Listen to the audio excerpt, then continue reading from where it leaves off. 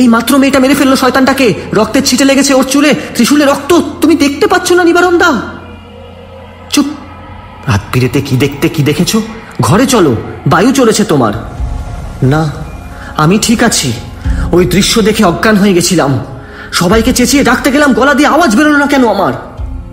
শোনো, কাউরে কিচ্ছুটি বলবে না, কাল সকালে চলে যেও বাড়ি ছেড়ে। কেন যাব?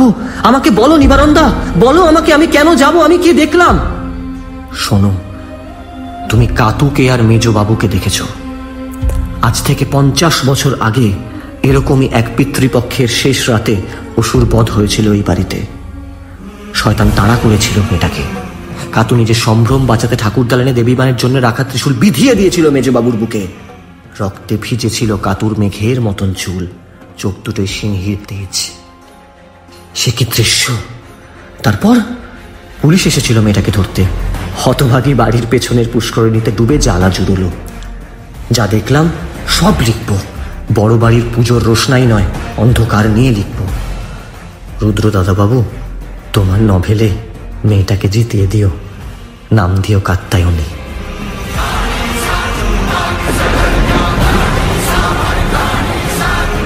মা দুর্গার নাম। রাত শেষ হতে আর দেরি নেই।